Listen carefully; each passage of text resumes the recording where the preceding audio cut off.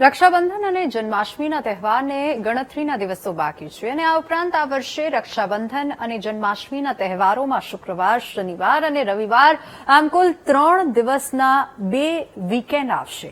ત્યારે અમદાવાદથી લોકો સૌરાષ્ટ્ર તરફ 3 દિવસનું મિની વેકેશન પોતાના વતનમાં મનાવવાનું મન બનાવી ચૂક્યા હશે. પરંતુ તહેવારમાં વતન જવું એટલે ખિસ્સા ખાલી કરવા જેવું છે. આવું કેમ કહી રહ્યા છીએ અમે? આવો જોઈએ આ રિપોર્ટમાં.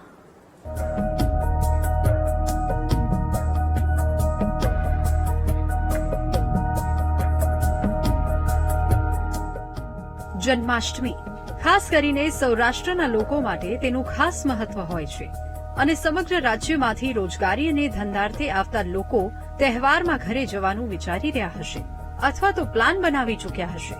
પરંતુ વતન જવાનું વિચારતા લોકોએ ખિસ્સા ખાલી કરવા પડશે, કારણ કે ખાનગી ટ્રાવેલ સંચાલકો તહેવારોનો લાભ ઉઠાવી રહ્યા છે અને બસ ટિકિટના ભાવમાં સીધો જ 500 થી 1000 રૂપિયા સુધીનો વધારો ઝીંકી દેવાયો છે. સીધી રીતે કહેવું હોય તો તહેવારમાં લોકોની મજબૂરીનો લાભ ઉઠાવી કમાવાની દાનત છે. અમે ટ્રાવેલ્સ એસોસિએશન સાથે વાત કરી તો સાંભળો તેમનું શું કહેવું છે. ખૂબ જ પરિસ્થિતિ ખરાબ છે, બરોબર, અને ટેક્સ પણ ખૂબ જ ગુજરાત રાજ્યનો ટેક્સ પણ ખૂબ જ ઝાઝો વધારે છે, જેની રજૂઆત અમે અગાઉ પણ આપના માધ્યમથી પણ કરેલી છે અને અમે પોતે પણ સીએમ સાહેબના આવેદનપત્ર પણ આપેલ છે. બસો વધારવાનું કારણ એ જ છે, ફક્ત જે ગાડીઓ રિટર્ન આવે છે ખાલી કરીને રિટર્ન આવે છે, કારણ કે આવકમાં કોઈ પેસેન્જર હોતું નથી. તે ગાડી તદ્દન ખાલી જ આવે છે. 200 રૂપિયા પ્લસ એના લેવામાં કે જે ડીઝલનો ખાલી નોર્મલ ખર્ચો નીકળે અને લોકો તેમના વતન સુધી પહોંચી જાય. એક્સ્ટ્રા બસો તો કોઈ નથી મોકલી, નોર્મલ જે અત્યારે રનિંગ બસો ચાલે છે તે જ ચાલે છે, કારણ કે પરિસ્થિતિ બી અત્યારે આપ પણ જાણો છો ખૂબ જ ખરાબ છે. 200, 300 અને 500 તો કહેવાની વાતો છે. હકીકત એ છે કે તહેવારમાં લોકોની મજબૂરીનો લાભ ઉઠાવીને 500 થી 1000 સુધી વધુ ભાવ વસૂલે છે, કારણ કે એસટીમાં તો 15 દિવસ પહેલા જ રિઝર્વેશન ફૂલ થઈ ગયું છે. એક સીટ મળવી પણ મુશ્કેલ છે. જો કે તહેવારને ધ્યાનમાં રાખતા એસટી વિભાગે એક્સ્ટ્રા બસો દોડાવવાનું આયોજન કર્યું છે.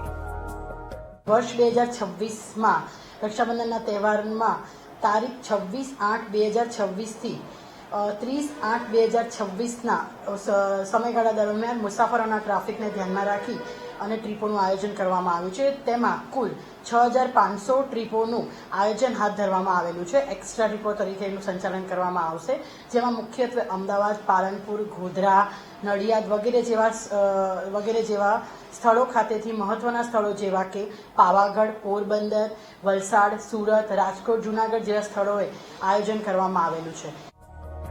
મહત્વની વાત તો એ છે કે ખાનગી બસો પણ પહેલાથી જ હાઉસફુલ થઈ ગઈ છે. એક્સ્ટ્રા બસ મૂકવામાં આવી રહી છે, તેના ભાવ પણ ડબલ છે અને રક્ષાબંધન પછી ફરી ભાવ વધારી લોકોના ખિસ્સા ખાલી કરવાનું શરૂ થશે.